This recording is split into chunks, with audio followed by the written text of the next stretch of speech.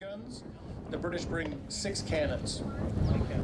So they have a little bit of an edge, but the British bring 2 massive 24-pounder field guns onto the field. They're not very maneuverable and quick to fire, but they sure look like monsters, and they park them right on the river road and point right down the parkway towards the bridge over Streets Creek.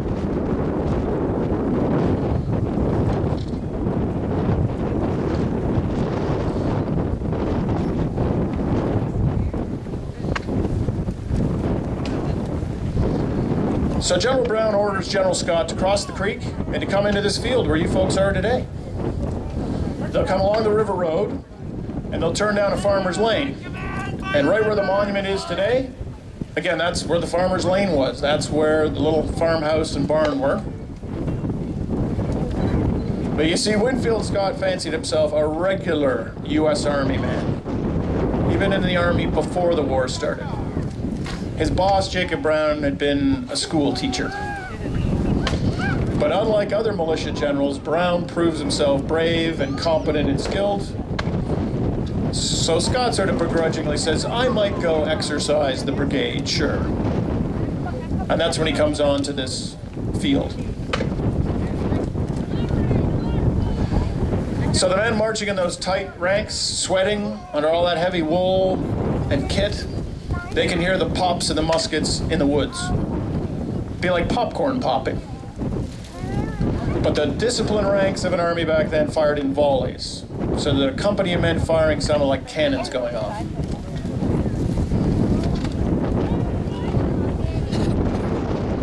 So even if you didn't see the enemy could be a long way away, but if they were firing, you could tell how disciplined those troops were.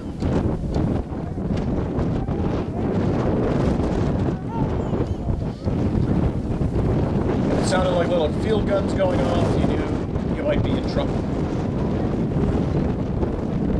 Popcorn popping, maybe poorly disciplined militiamen.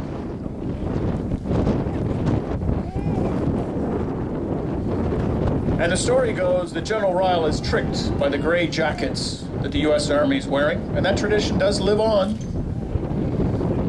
But the only person who's ever come down through time telling us that story was his adversary, Winfield Scott, who liked those gray jackets. Had the cadets at West Point continue to wear those gray jackets. And Scott does himself a great disservice because he actually outfights the British guy, Ryle. He uses his soldiers and his cannons more effectively than his enemy. And that's how he's going to win this fight.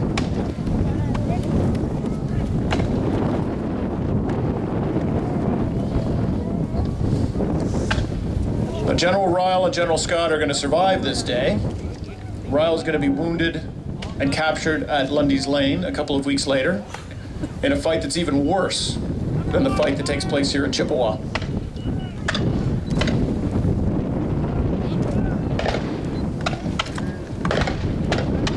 And General Scott will go on to be the longest serving general in the history of the United States Army. He doesn't have much luck in Canada, but he adds an awfully big chunk of the United States to it in the 1840s when he marches into Mexico City, and Mexico surrenders a number of its provinces to the United States.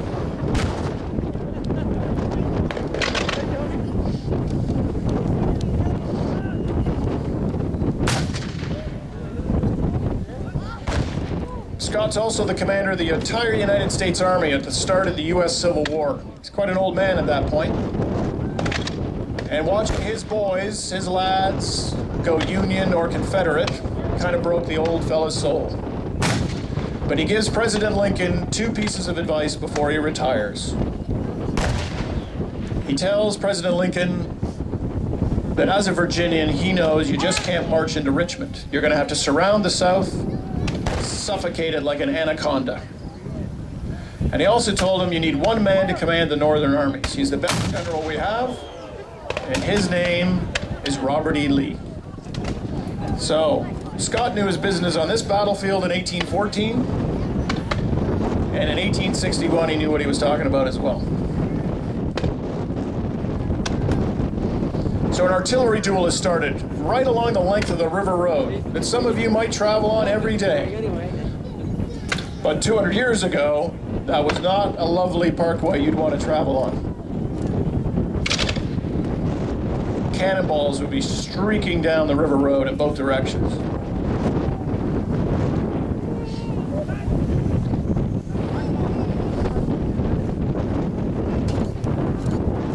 So as the militia take pot shots at each other, they're backed up by some better trained troops who'll fire volleys into their enemy.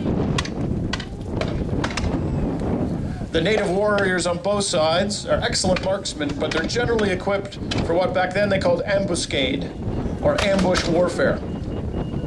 They were going to try to stand and get in a pitched battle with enemy troops. They would raid, strike, and then get out of action. So they might carry a cut-down musket loaded with buckshot, fire one big blast at your enemy, close with tomahawks that you'd throw when you were about 15 paces away. You carry a fighting lance that would outreach a soldier's bayonet. And some still carried a traditional war club. And the war club wasn't necessarily designed to kill your enemy any more than a police officer's baton. The goal was to drag prisoners back to your camp. So you disable them with your club, tie them up with a tin and nip line, and bring them back. And the fighting in the woods around this battlefield, that sort of fight's going on. Very close range, hand-to-hand combat.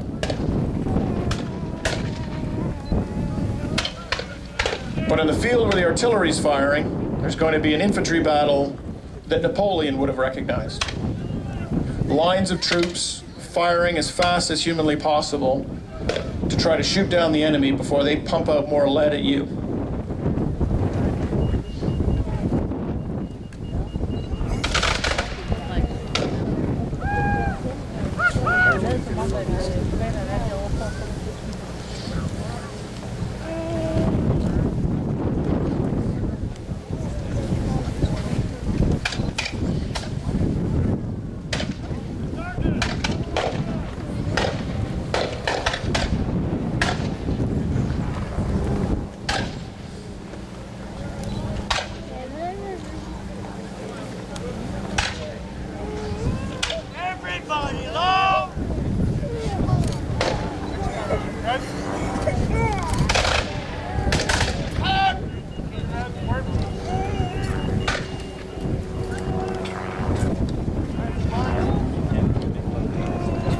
So the gunners have started to load up their pieces again. In battle, if you avoided all the safety steps, you could fire one of those cannons faster than a soldier could fire a musket. Much faster, actually. And every time you fired that cannon, it would unleash not one musket ball, but 150 musket balls.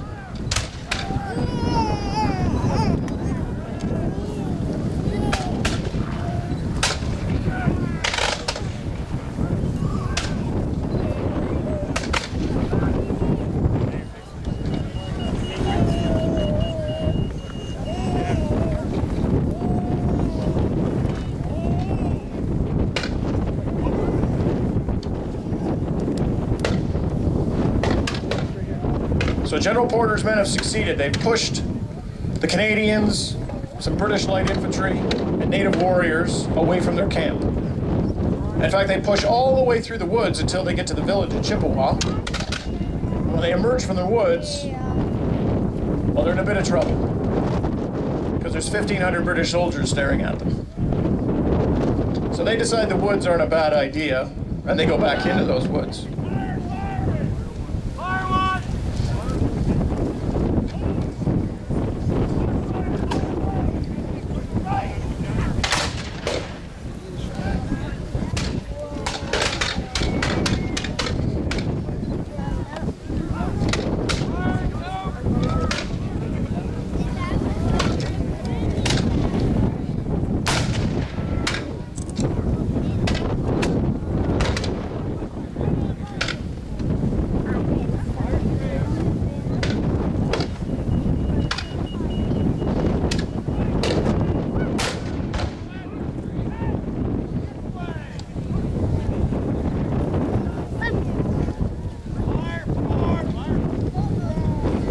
looks like the British are getting more reinforcements in the form of regular light infantry.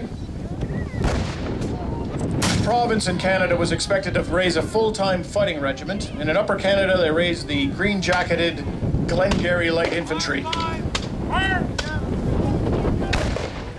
And the Glengarry sort of explained who was living in Upper Canada back then. A lot of these men were the sons and grandsons of loyalists, and their fathers and grandfathers wore in Tory green during the American Revolutionary War, and were now living in Upper Canada because they weren't really welcome back home. And Grandpa might have been in Rogers Rangers fighting in the French and Indian Wars. So wearing a green jacket was becoming a tradition here in Canada. They could hide in the fields and the woods, so they had a camouflage uniform. There's just one problem with that. You can hide all day, but when you pull the trigger on your musket, a big white puff of smoke comes out the end, and now everybody knows where you were hiding all day. And although excellent at skirmishing alongside their native allies, in fact, the Six Nations give them the nickname the Black Stumps because of their stubby little black caps, they have a bit of a problem on bigger European-style slugging match battles. Because if one team wears red and another team wears blue, and you're wearing green, guess who shoots at you? That's right, everybody shoots at you. So camouflage is not always an advantage.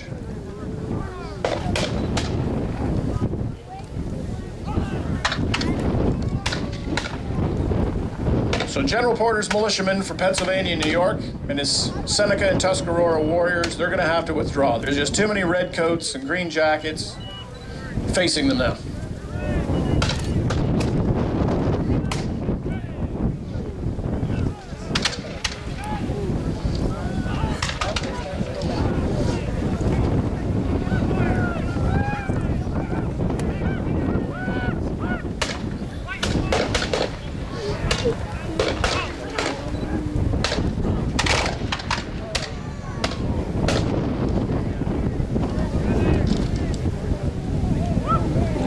So you'll start to see flags on the field, the regimental colors of the British Brigade. The 1st Battalion of the 1st Regiment of Foot, the Royal Scots, is commanded by Lieutenant Colonel John Gordon. They're the senior regiment of the British line. Then there's the 8th Regiment of Foot, the Kings, under Major Thomas Evans. And the 100th Regiment of Foot of the Prince Regent's County of Dublin Regiment, commanded by Lieutenant Colonel George Hay. But he had a title. He was the Marquis of Tweeddale. And commanding the 2nd Lincoln Militia was Lieutenant Colonel Thomas Dixon. Now the flags they carried on the battlefield that day were very important. They seemed kind of silly and obvious, but in the smoke and confusion of battle, fighting through high crops, it was a way to identify friend from foe. It was a rallying point in the smoke and confusion of battle. So you carried 2 colors. The Union Jack was the King's color, and the other flag was your regimental color. And it would correspond with the facing colors, or the colors of the men's cuffs and collars on their coats.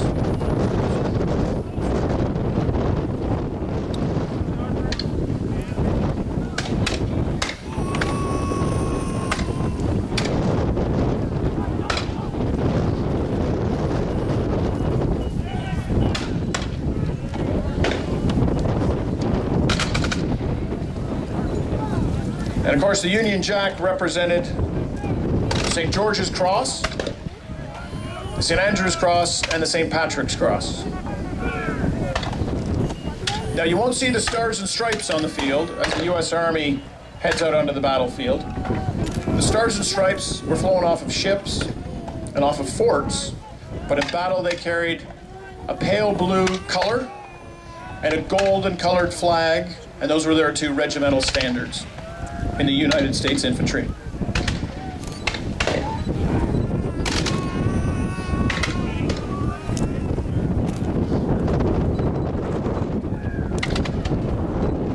And sitting in the farmhouse that day, General Brown was there, saw those red coats suddenly come down the parkway, down the river road. And he has Brown's men, or General Scott's men, come on the field. They cross the bridge, they march down the farmer's lane, they turn and face the redcoats, and they advance about 50 paces.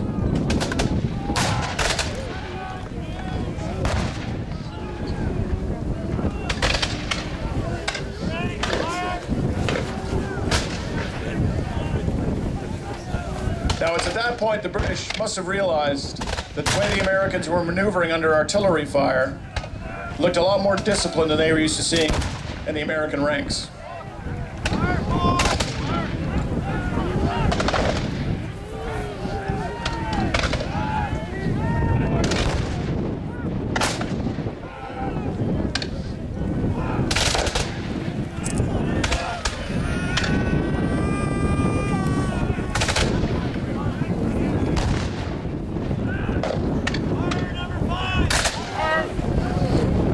Now the gunners continue to fire away at each other.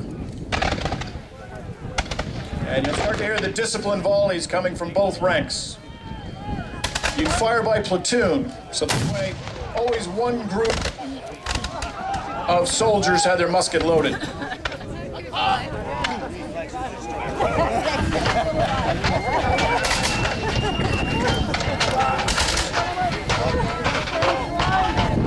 Now the drummers that are on the battlefield, they're not just playing music to entertain the troops. They have a battlefield role, and they have two jobs. They are the communication system of a regiment. So instead of a colonel losing his voice trying to yell commands, he'd simply turn to his company drummers, and everything a soldier did, from get up in the morning to eat supper to fire his musket, had a drum beat.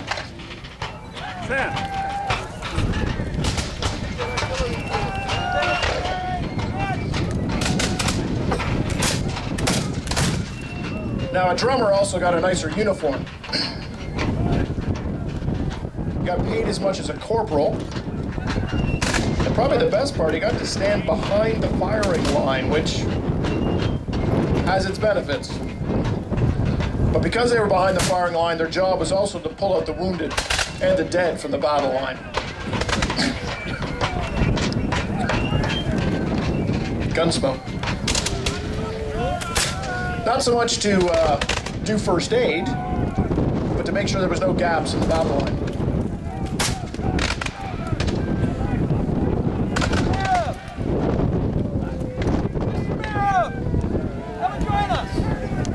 Now there were some very young soldiers on this battlefield.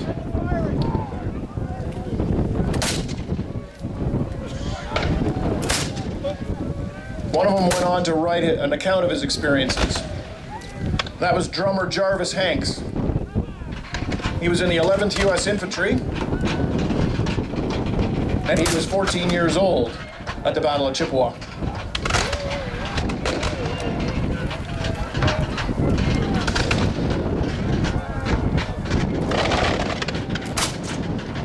His commanding officer will be mortally wounded in the battle, Colonel John Campbell of the 11th U.S., who becomes a bit of a bad guy to Canadians because he's the fellow who orders the burning of Port Dover in May of 1814.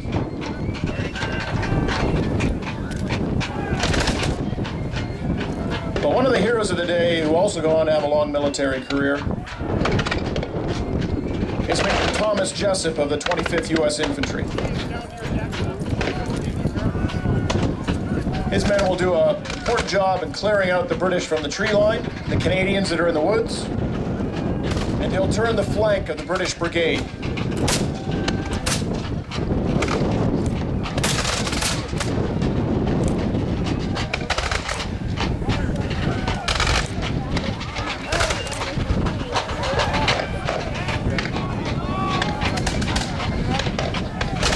Now you start to see as the musket smoke starts to build up, you can still make out the troops because you're standing well away from the battle.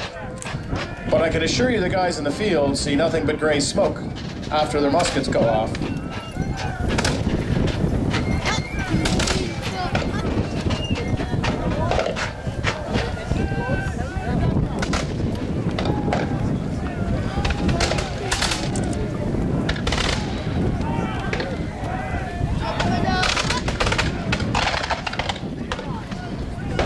So General Scott has picked a good piece of ground. It's a little lower piece of turf. And you think high ground would be good in a battle, but in a close-range firefight like this, if you're a little lower down, it's almost like being in a trench. So the redcoats are fully exposed to the fire of the Americans have a little bit of cover to work from.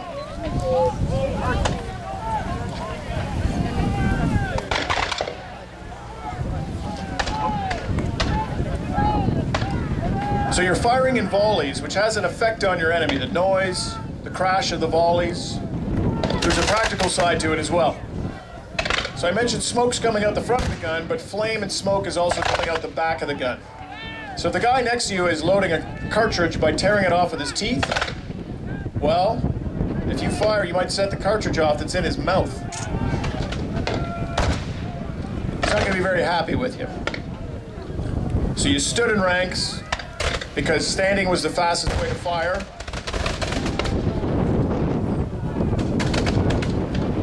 And you just listen to the orders of your sergeants and your company commanders.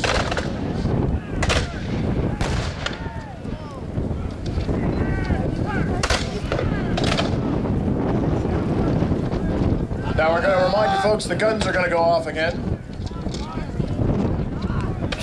And they're loud.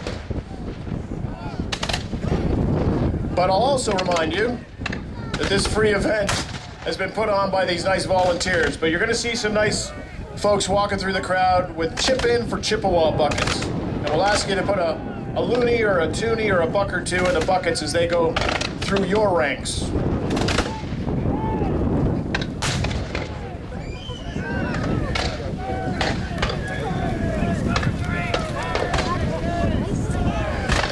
So if you get a chance, help out the event here and future bicentennial events, because the War of 1812 is still going on, by chipping in for Chippewa.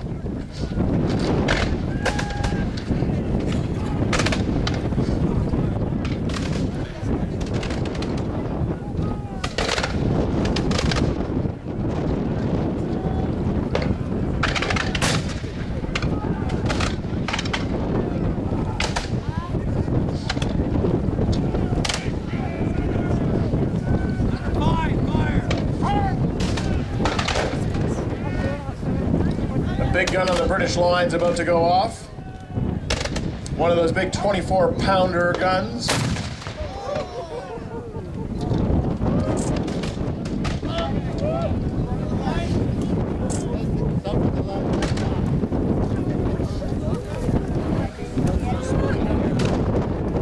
Out of every American musket, there isn't just a musket ball coming out, but they've also tied in a little bit of buckshot. So at close range, it has a very nasty effect.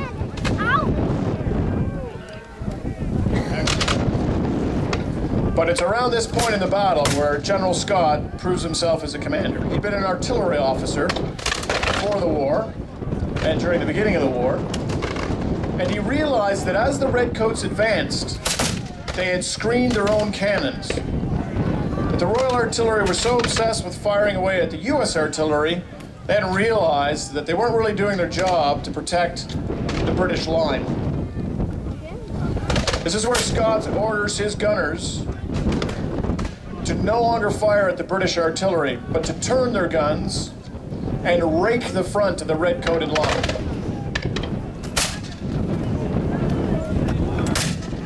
The two lines are 75 paces apart. So the way you're looking at those flags and those red coats and gray jackets, that's the distance they really were on the battlefield 200 years ago today. At that point, a musket is accurate. And this is where the casualties start to build. But it's going to be those American cannons that are pouring canister fire across the front of the British line that's going to inflict some heavy casualties.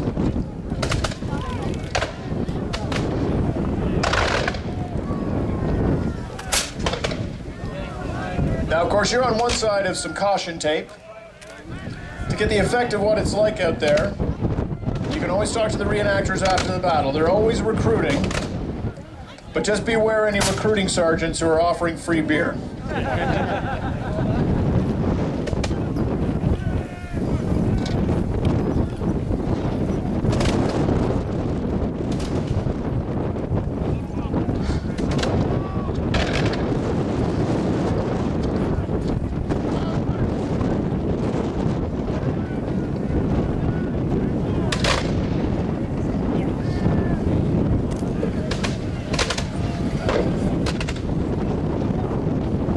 British line that day, in the 3 red-coated regiments, one is Scottish by name, one is English by name, and the other is Irish by name. But the ranks in both armies were filled with Irish fellas. The economics of the day sent young Irishmen off to fight in a red coat for an army that didn't treat them very well at all, and a British government who didn't treat Ireland well at all. But life for them when they came to America wasn't always much better. Still a very strong Puritan tradition. So guess what job you're going to get when you arrive in America? You might end up back in the ranks of an army, one a little more egalitarian indeed, but still you're going to be in the ranks firing away at men who you may have known back in Ireland.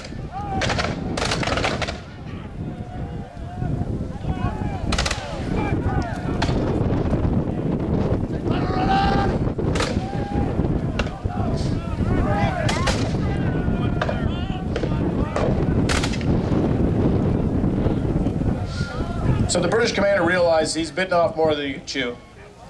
He's also going to soon realize he's not just facing Winfield Scott's brigade. This is a very even fight. It's almost like they pick teams, kids having a soccer game. There's about 1,400 regular soldiers on each side, about 300 native warriors, and about 300 militia soldiers on each side. But backing up General Scott is General Eliza Wheelock Ripley's brigade. They never do get into action on the field here. They try to cross the creek, which is chest deep, and they try to outflank the entire British force, but they never make it in time. And they don't really have to, because General Scott and his Grey Jackets have done their job. The officer casualties in the British line are going to become appalling.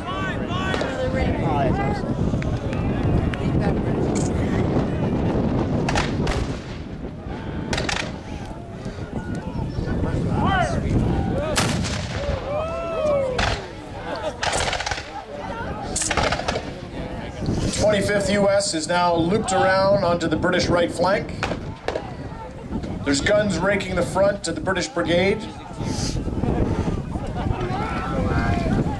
And the British gunners, they're trying to fire away, but they're not of much help to the red-coated ranks.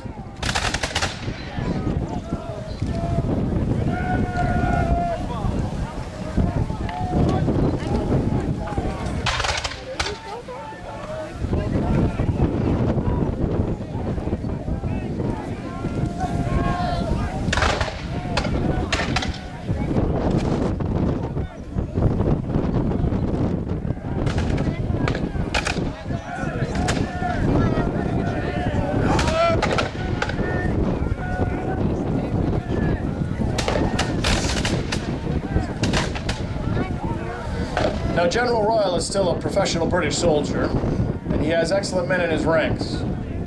So he knows he's getting beaten by the Americans. But he isn't going to surrender.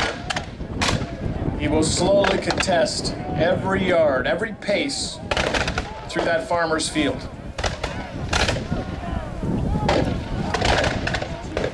And the Americans will be punished as they advance towards the British line.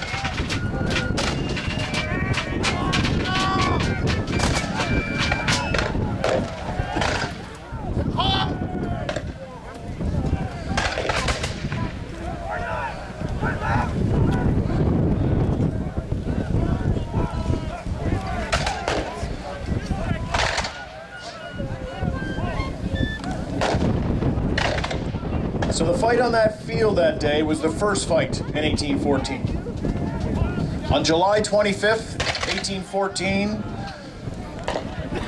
the worst fight of the war will take place along another farmer's lane, a more famous farmer's lane, called Lundy's Lane.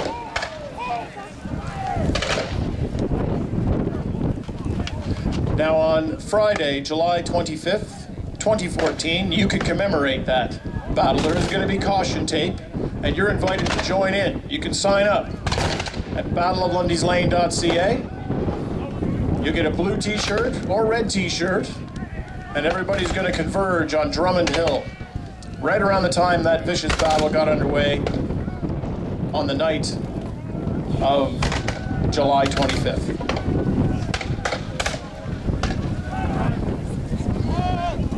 Now, the U.S. Army does well at the Battle of Lundy's Lane. They push the British off of Drummond Hill, but they lose an awful lot of men. General Brown is wounded. General Scott is wounded. And that leaves General Ripley to withdraw the division.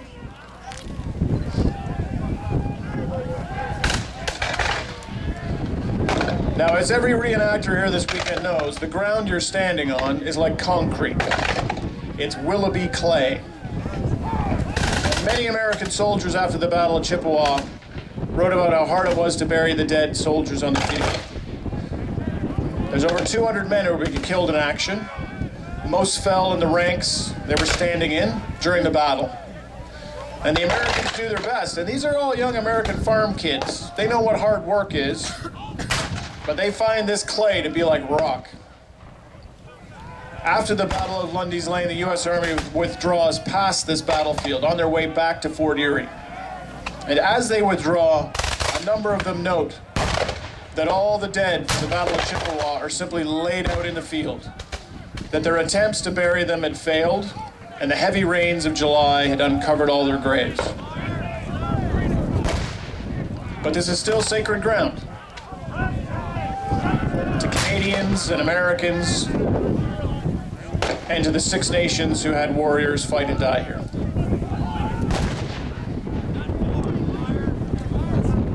After Lundy's Lane,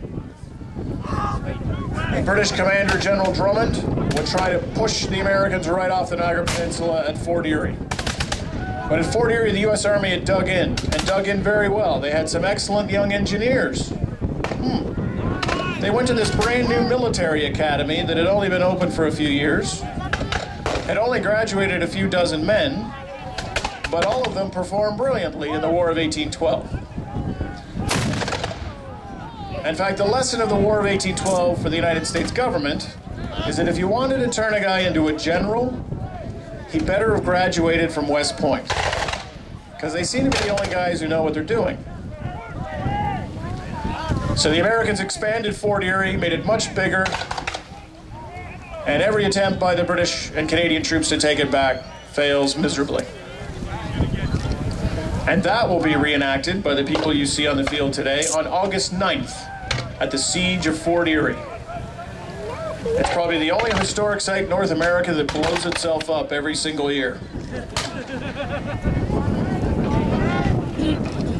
So you think, well, that's got to be it. They fight here at Chippawa, they fight here at Lundy's Lane, all these towns get burned, destroyed.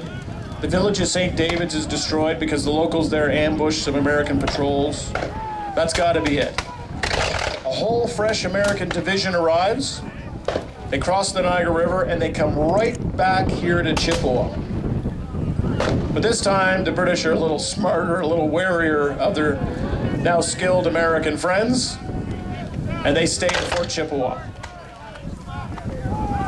General Izzard, the American commander, decides to outflank Fort Chippawa, and he marches west of here, due west of where you're looking today. But about 8-9 miles west of here is a little community called Cook's Mills. He crosses the creek, but he runs into some Canadian and British troops. A fight ensues, and the British and Canadians withdraw, so the Americans hold the field. But there's going to be no surprise. The British and Canadian troops know what the Americans are trying to do. By that point, it's October.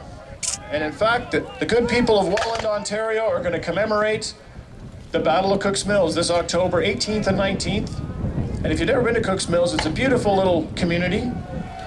And that's the last fight at Cook's Mills in the 1814 campaign. By the end of the year, there has been 6,500 casualties on the battlefields of Niagara. That's over a third of the men engaged in the fighting. Now you have to compare it a little bit to today. Today, the population of North America is 50 times larger than it was in 1814. So after the battles here in Niagara in 1814, there is no community in North America that is not somehow touched by this fighting.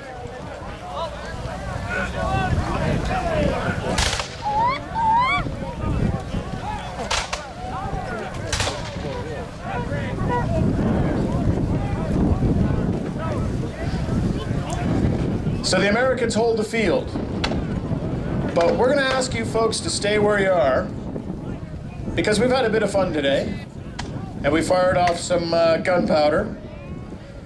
But of course the people on the field today take this pretty seriously because they know this is sacred ground. This is a special place for them. So as the ranks are remustered,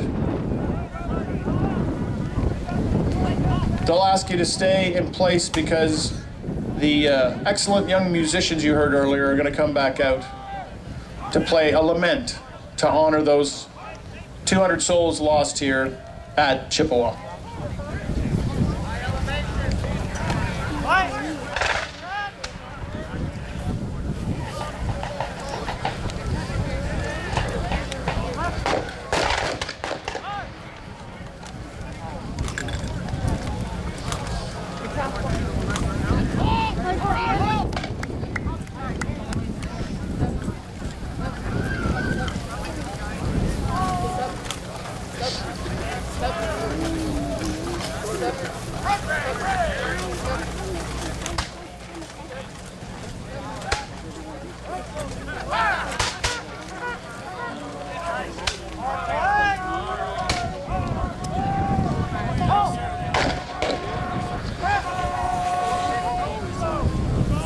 So at this point, ladies and gentlemen, as the firing dies down on the field, I'll ask you to stand. You can doff your cap if you wish, although it is a very sunny day. And we're just going to take a moment and remember the very young men who fought and died in the Battle of Chippawa 200 years today.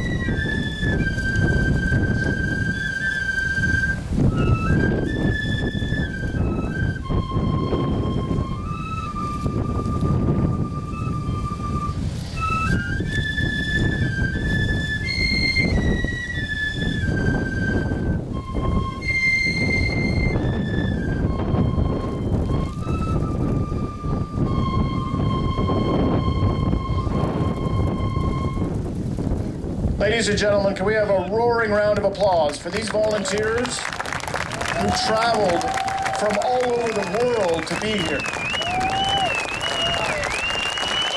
There's guys who flew in from Colorado, from Great Britain, to be on this ground on this day.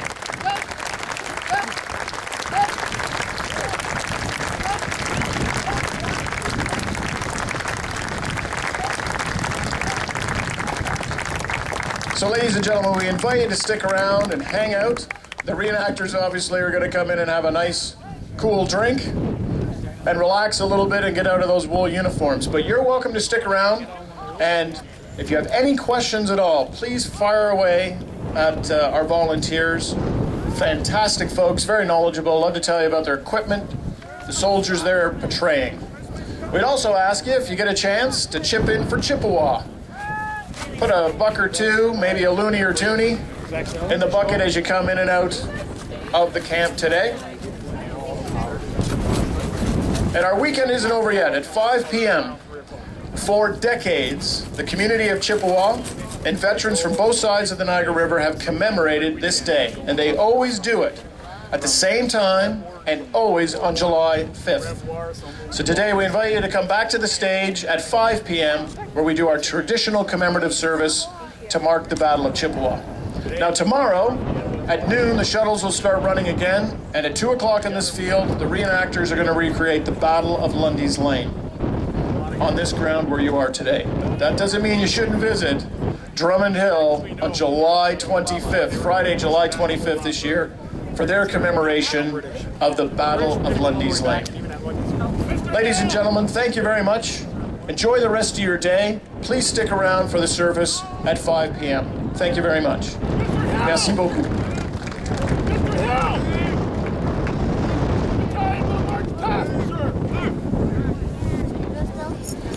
I've been reminded by the British Sergeant Major here that the battalion's going to march past the line, so you can get a little closer look at the British soldiers as they come past into camp. Very remiss of me.